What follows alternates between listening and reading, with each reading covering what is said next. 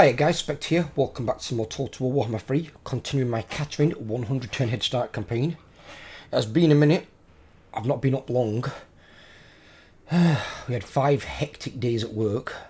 It's not helping by the temperature of the goddamn summer. I hate the summer. My allergies flare up somewhat fierce, my eyes itch, it's fucking horrible. And if any of you go through the same stuff that I do, you have my sympathies. I know what it's like. I didn't start getting it until I was 25, and that was like 12 years ago now. It's fucking horrible.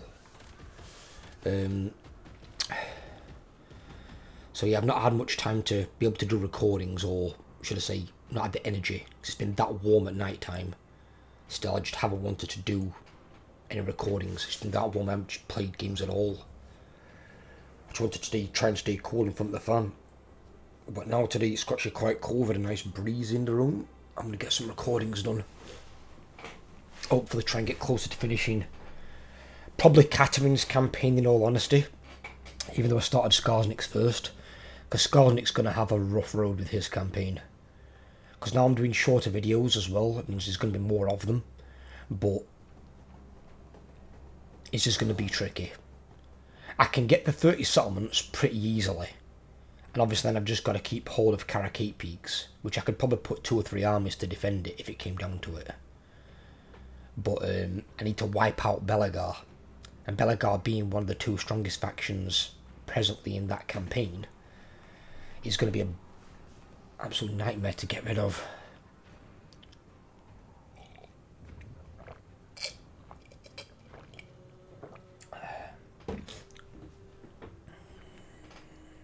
Although something strange has been happening as well.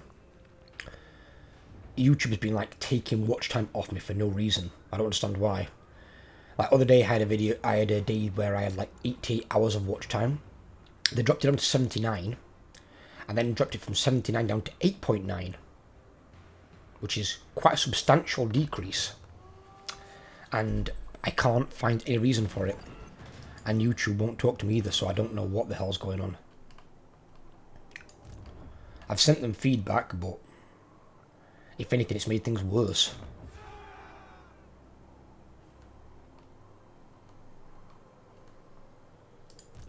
Frost Maiden.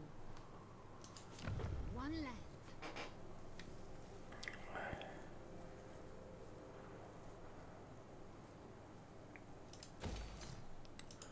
Ice Queen.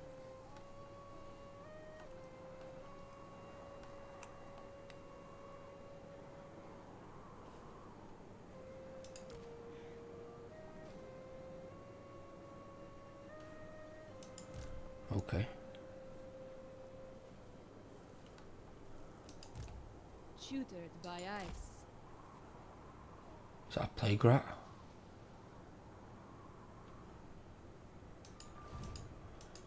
This. I am fated to become No, it's a Doom Engineer. Right, okay. Mistress of Ice. Kislev goes forth. Your queen requires discretion.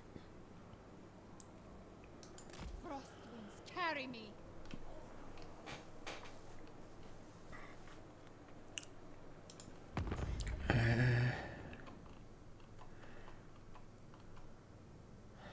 Winter Tooth I can wipe out. They've only got the one settlement that gets rid of Throg. And they've got 2. Which I think is that one. Yeah, possible will be. What's this? Him again? What?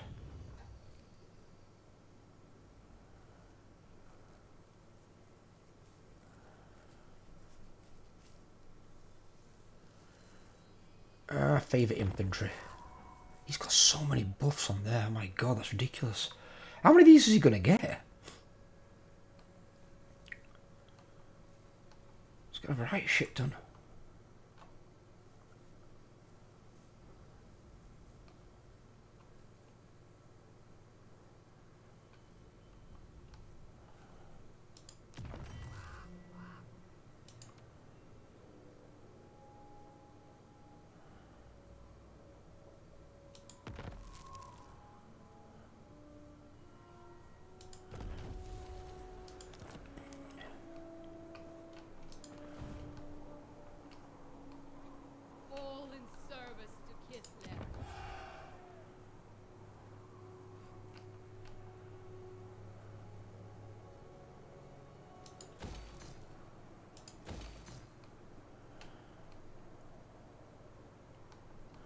Yeah, they decided if I need to maintain control here, because it's only like a 2 settlement thing and there's no city, I'll have to build one of the 2 control buildings.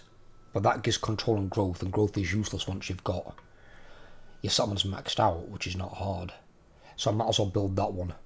Then I get some devotion and supporters, and it bumps up the hero capacity as well. So I'm going to build that in Fort Straghov. A bit of extra control in there. Here I won't have to because I can get Cracker Drac. What have I got to do for this one as well again? Is there anything else? No, I've just got to get 600 supporters and I've got to get 25 more settlements. Yeah, this one will be much easier. That's about as perfect a victory conditions as you can get for short victory conditions. Personally, I think CA need to rework the short victory conditions. Make it 30-35 settlements, that's fine. I ain't got any problem with that as it is. But then don't make it so you've got to wipe out a faction. You can do it where they could claim like a certain settlement, like Skorznik's got to claim Karak 8 Peaks. You've got it where Azag has got to claim like 4 provinces, which is really weird. He's got to claim Kislev, basically. He's got to claim Wolfenburg and that province. He's got to claim the province that Katarin's in, and the province just outside it, Beckhaven, and that province. So he's got to claim 4 provinces and he's got to hold them all down. Now, that's a bit more than like 1 settlement, obviously, but I'd still rather do that than say like, oh, you've got to wipe out the Empire. Wiping out an entire faction is difficult, because it means you've got to take every town they've got, or at least raise them, and you've got to destroy every single army. If you leave one army alive, they can just go somewhere and start again. And then you've got to track them down. And it makes it really difficult, especially if they become powerful. And for a 100 turn head start campaign makes it very tedious.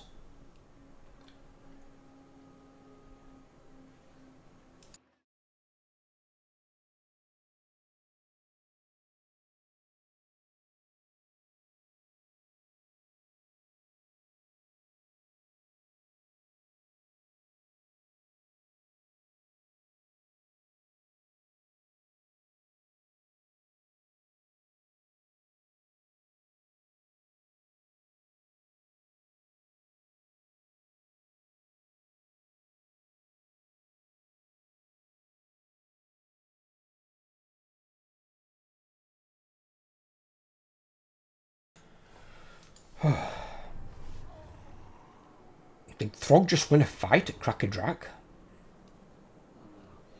With this? What? His army shot to shit, if you can even call those armies, actually.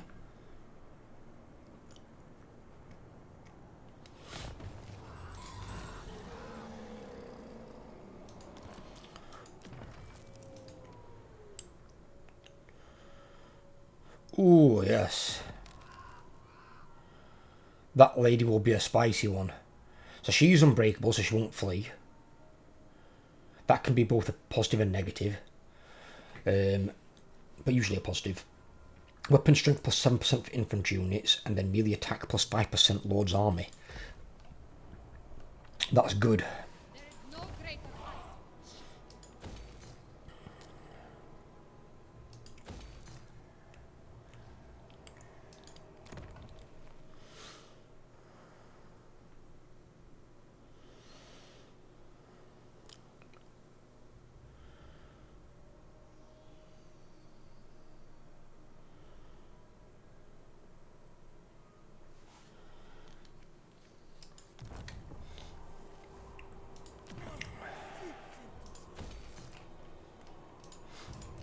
Winter's cold.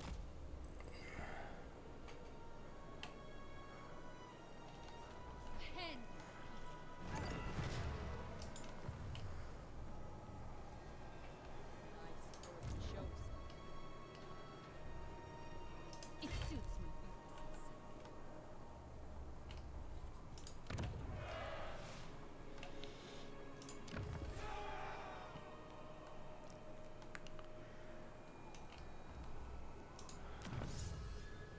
I'm researching that, aren't I? Okay.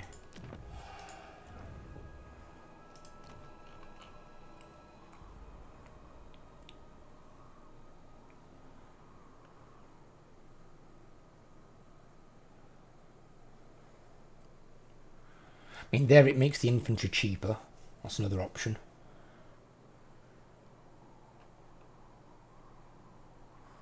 Yeah, that's where they get shit up there. So I think it's the...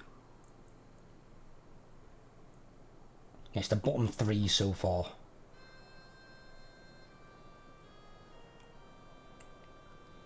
So at least that has a buff for infantry. That has 2 of them. And that has a buff for infantry as well. And then some general stuff. As long as it hasn't got stuff I'm not going to use, like war sleds, it's like...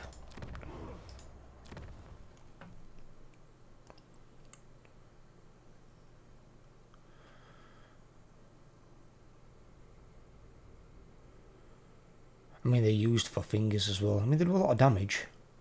The sound piercing. But the melee attack and defense... Well, the melee attack's not bad, but the melee defense is a bit wank. Even then, it's chariot. I don't generally like chariot-based units. Because chariot, unlike cavalry, you've got shock cavalry, who you do have to kind of cycle charge. That is true. But...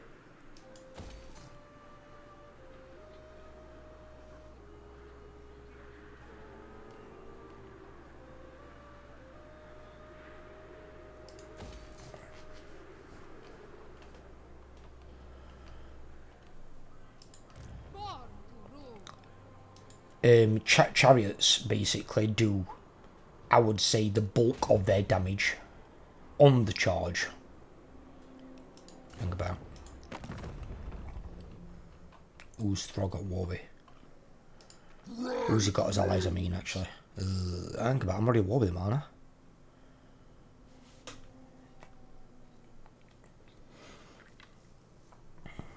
His trade partners are Bealakor. And his defensive allies with them.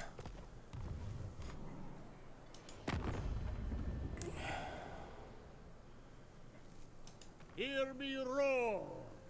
What news, comrade? He's still alive? How are you not dead? Kislev, stop. Not only is he not dead, he's got 2 settlements. And he's actually almost as strong as me.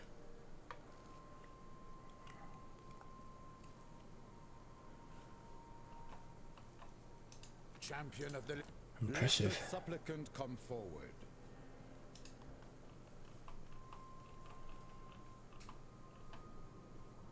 The Empire.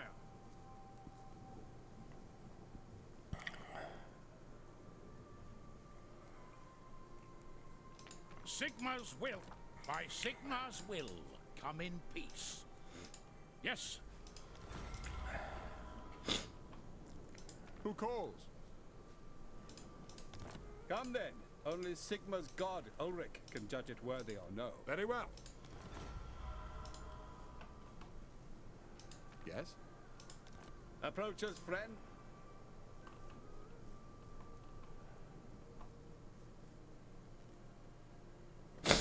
Then they're doing well anyway. I don't know about Bealakor, I don't know what you guys think about Bealakor, but he never seems to really do much. If you are obviously playing him as a player, different story. But as an AI enemy, is annoying if you are playing Bretonia. High Elves on the north, like western coast of Orthran, or if you are playing the Empire. He can be annoying, because he'll send parties in to attack your provinces and stuff like that. Usually when your armies are somewhere else fighting somebody else, he'll come in and be destructive and annoying. But he's not like a massive threat. I don't think I've ever seen him use his portal once. He just doesn't do a whole lot. I mean, like, when I played Bealakor in my campaign, I was using portals all over the goddamn place. I had some go into the Empire, I had some go down near Kairos Fateweaver. I was taking shit all over the place. I don't just stay static. Use them goddamn portals. And I think personally, they need to put some more of those portals. They need to put one in Lustria, because I know there is one in Lustria. I just can't remember which city it was near. They need to put one... It wouldn't be in Cathay, it would be, when they unlock it, the hinterlands of Koresh. Because there's a city there called Lost City of the Old Ones. And those things are linked to the Old Ones. And that's why he's got one on Albion.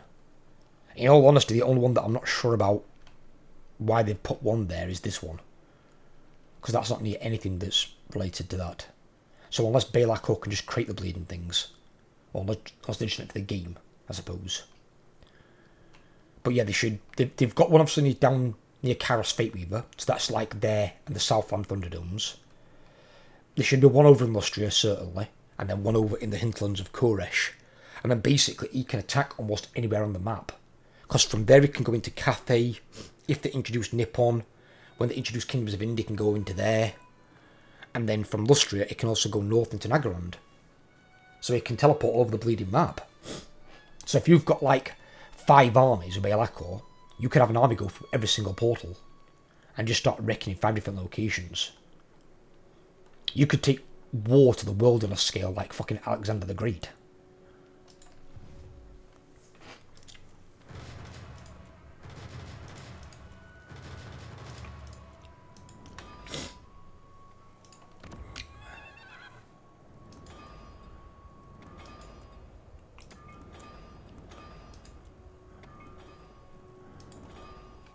Let me see if I can get anything then with Mr. Katarin.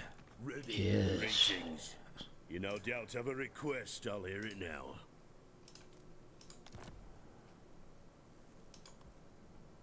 No. 47,000? Are you high? I don't think so, dude.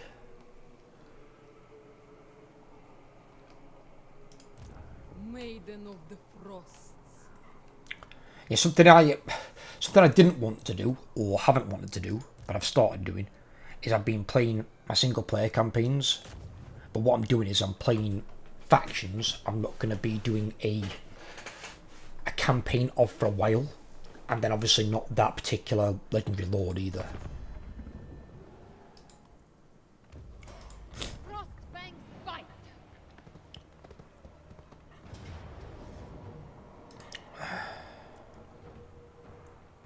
Kislev endures, now and forever. My frozen kingdom expands. And this is bad for Throg, because now he's also taking attrition, and his units are fucking either half dead or almost completely dead. Ice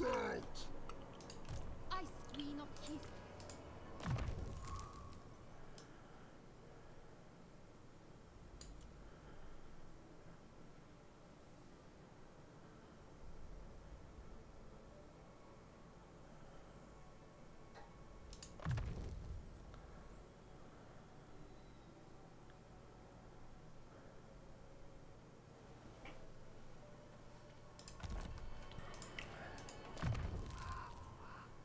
What's this?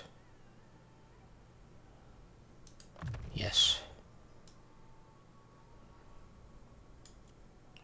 His stats actually aren't bad.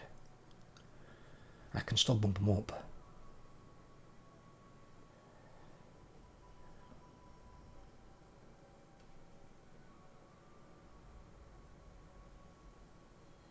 Yeah, I need that one.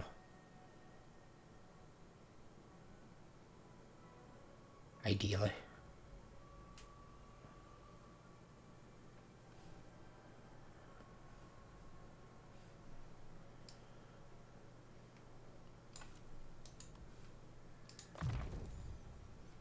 Forgot about replenish troops. That's more important, and that's the whole reason he's in the army. Breath is negligible.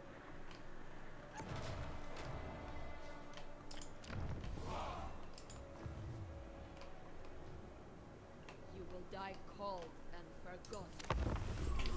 I know I did that video recently of the starting factions. One I would probably add in there now would be Kislev. Because Kislev are actually insanely easy to play. Really strong garrisons when you get the like tier 3 and up. And their units are bloody terrifying in auto-resolve, as well as in battle, to be fair. Like, your Zargard and Warbears are like your melee variant. And then you can probably have some Zargard, but like use the shield ones. And then have a mix of Streltsy for armor piercing, and then Ice Guard. You don't just want all Ice Guard, because the problem with Ice Guard is they don't have armor piercing. And considering that a lot of the enemies you're going to face up here are going to be armoured, you're going to have Marauder Champions, you're going to have War Mammoths, you're going to have Chaos Warriors, Chosen, Chaos Knights, you're going to have Chaos Dwarves, you're going to have the better ones, whatever the fuck they're called, Infernal Guard, you're going to have Bull Centaurs, you're going to need some armor piercing in your army. All the motherland stands behind. That's why Sisters of Avalon are really good. If Sisters of Avalon didn't have armor piercing, they wouldn't be any better than the regular archers.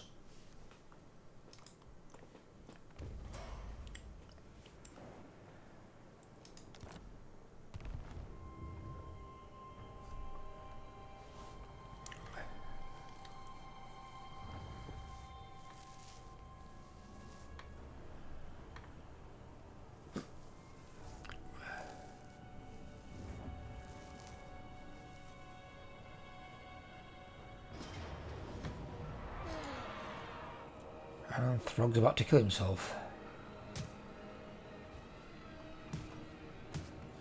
Kislev never falters.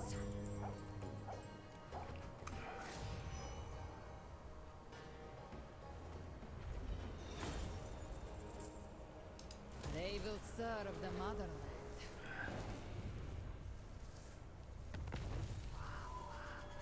I put a strength 3% bonus first large 15. Not bad. Nice. Maiden of the Frosts. I will.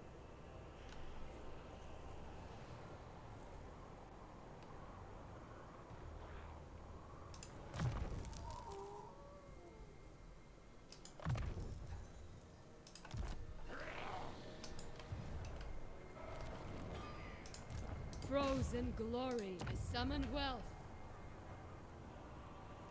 Winter provides.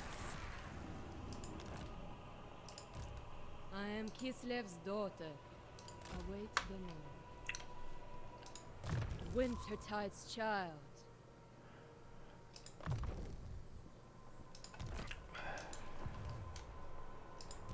The Tsarina.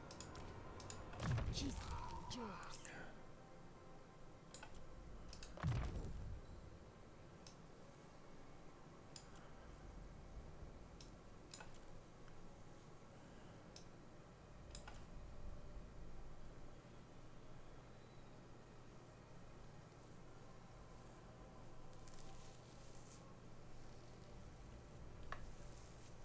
You see this, like in Missile Resistance.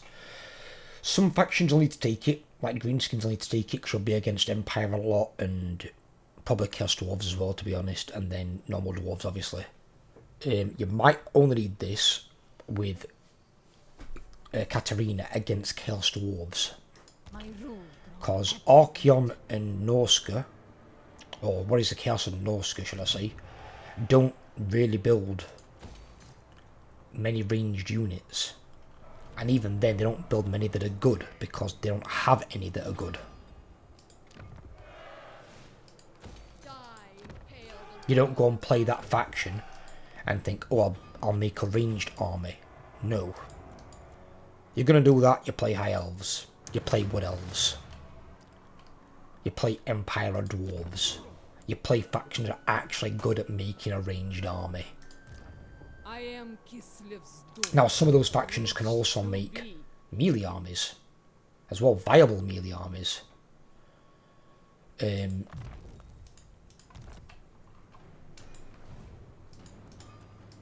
But that's because they have good enough troops to do both.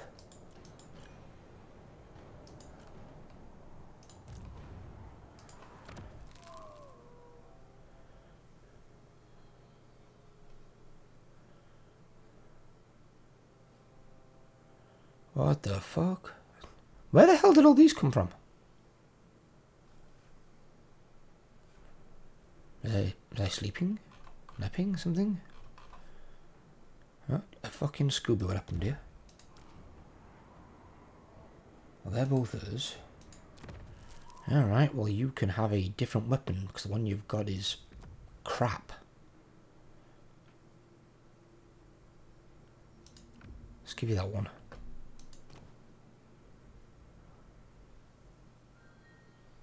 Ooh, I wonder if I can put that on, what's her face? She's already got it, never mind. I can save that for the other lord, she can have it.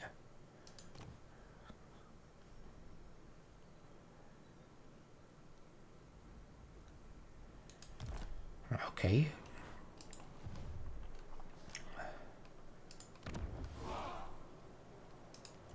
So what we can do is we can recruit an ice witch.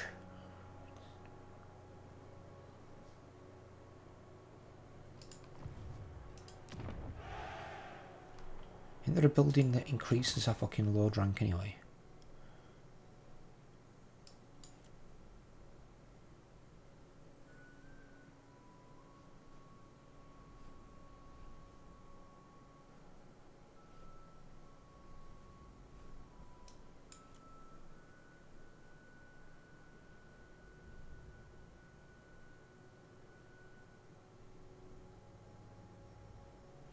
I'm gonna guess no. Oh no, they don't. It's the heroes that can have the ranks bumped up and not these. Right, okay, so yeah, that's fine. But increasing that so we can destroy that next turn. Right. Recruit me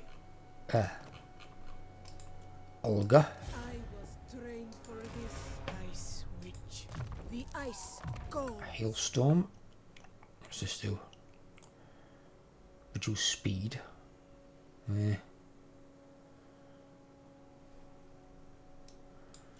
What does she have over here? Blizzard, which is a vortex. But it says large explosion area? Okay.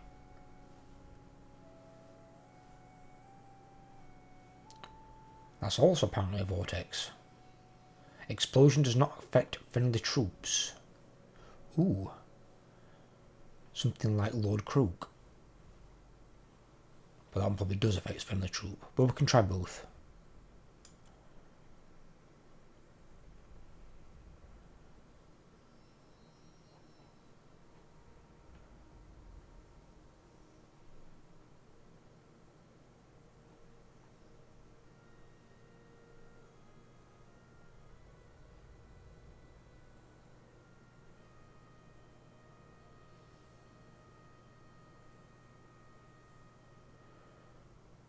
Right,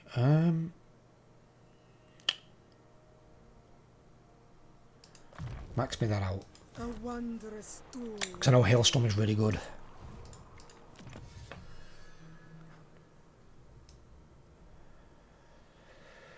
What was I trying to get over here?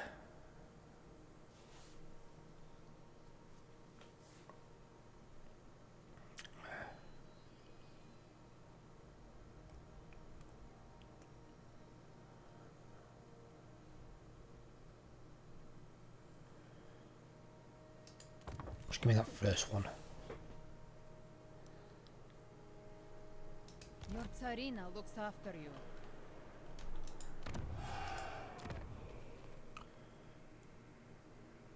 You've got little Groms there, awesome. You'd want these bad boys, wouldn't you? 140 range, 20 ammo. Yeah, you want them. I don't know if they're good enough to hold your front line alone, but you'd want probably at least 3 or 4 units of those in every army. And then backed up by the Ice Guard.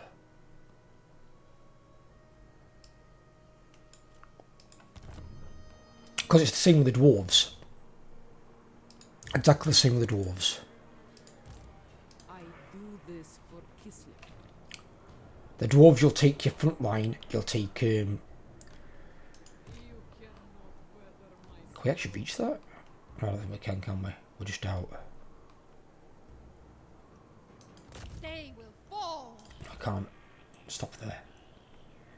Cloak yourselves in shadow.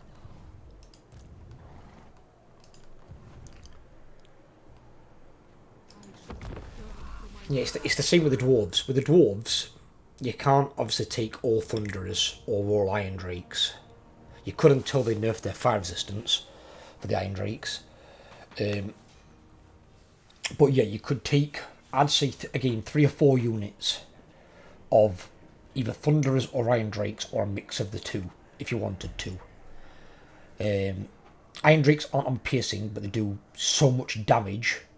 It will burn through armor anyway. Iron drakes should never be allowed to free fire on any type of unit really. Single entities won't care too much, but units of infantry and cavalry will get hurt a lot unless they've got really high fire resistance.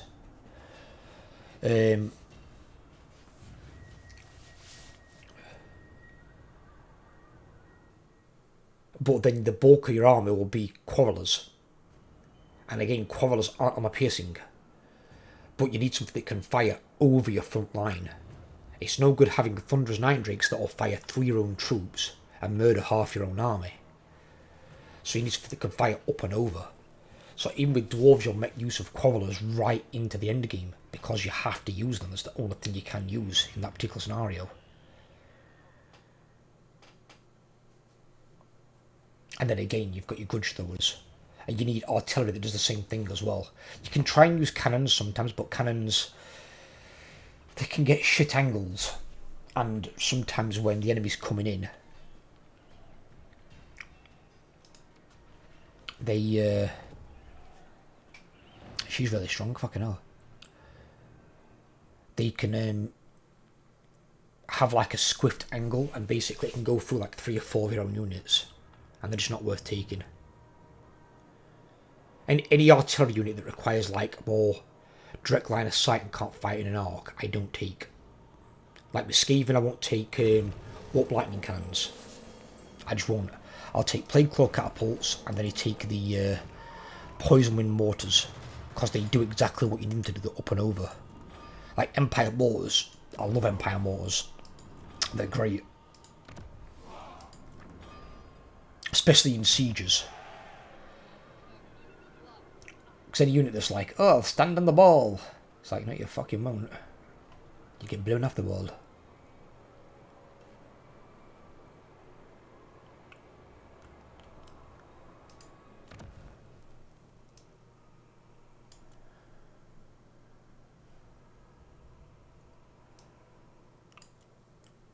We just need this, don't we, I think? Yeah.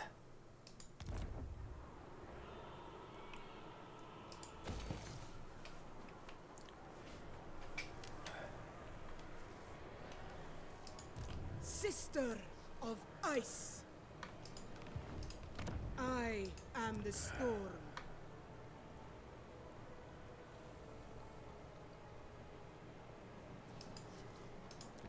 Patriarch of Kislev. Oh shit. Storm summoner. I could have gotten 2 ranks higher. Fuck. I keep forgetting about that thing. I really do.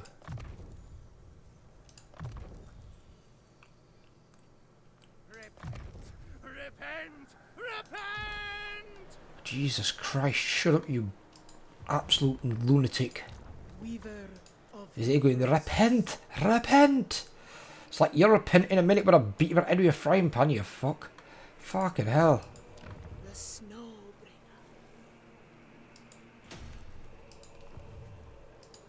The ice calls.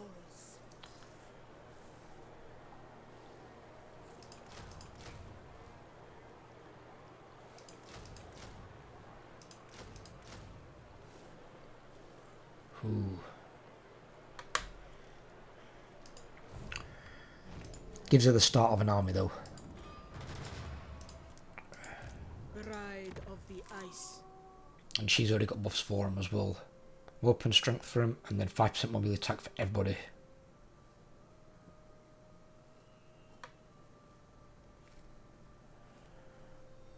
Give her that.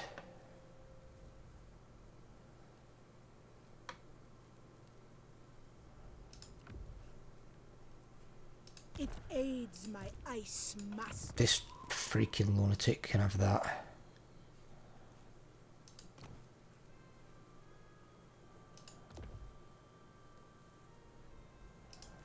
In fact, can she have that, or is it only a hero thing? Of the blizzard.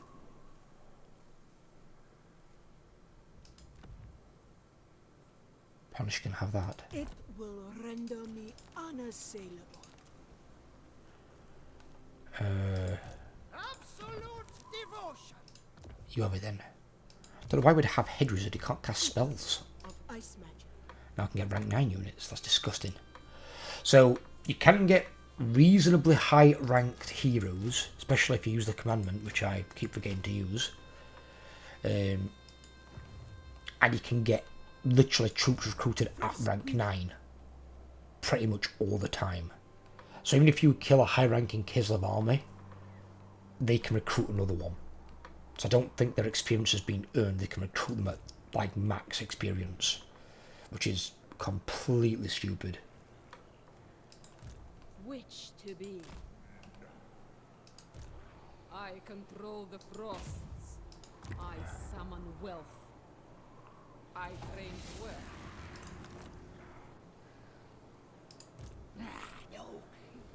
Has he still got 2 or has he now got 3? He's still got 2, so he's just got those 2. So this one then must just be a ruin.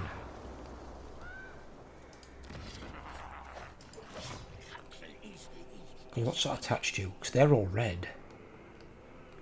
See, I thought these would have been green for Kislev. Or at very least orange. Because there's no point taking Winterpire, and you can't take the other 3. Might as well just make them all ruin. Defy chaos. Unleash Kislev's wrath.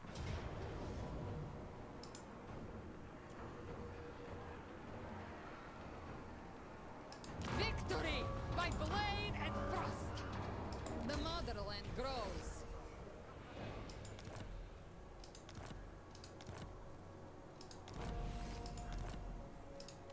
My rule, my decision.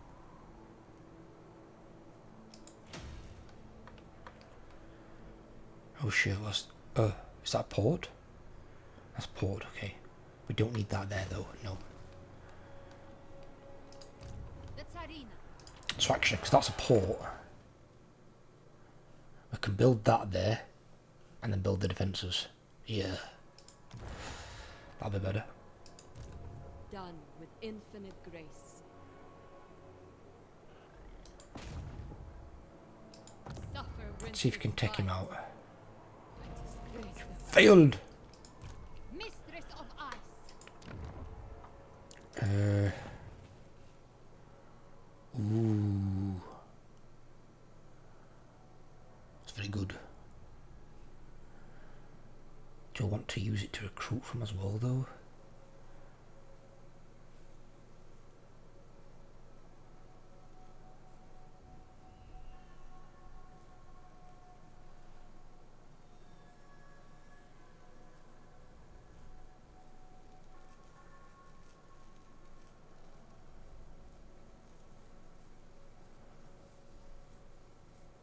Probably not in this one, I'm going to say. That's for him, isn't it? Yeah, so get rid of that. So I've only got 7 spots. So if I do 1, 2, 3, 4, 5 for the defences, 6, which we're keeping, because it gives capacity for your patriarch, as well as control, anti-corruption, and then some devotion supporters. And then 7, so we got some more money. And tradable resources as well, plus 50% local province, which helps with that. It's really good. So we get 50% more of those. So that'll actually bob on with that.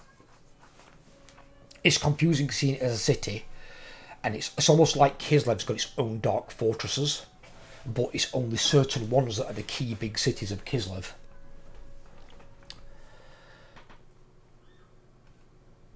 See, I'll do that. Then we can recruit all our units we want to in a forward location if we want. Always got to put this up for the Frost Maidens, because we need the capacity. Yeah, so we'll not have farms in this one, we'll have it in those. Well, actually, we'll have it in that. Won't have it in this one because we have the port there as well. Yeah, that can work. That can definitely fucking work.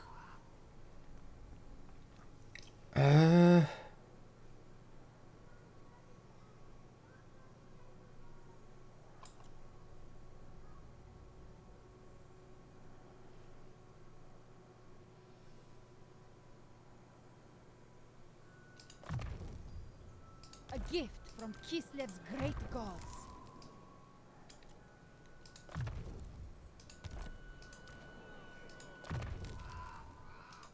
Now you can take and join devotion.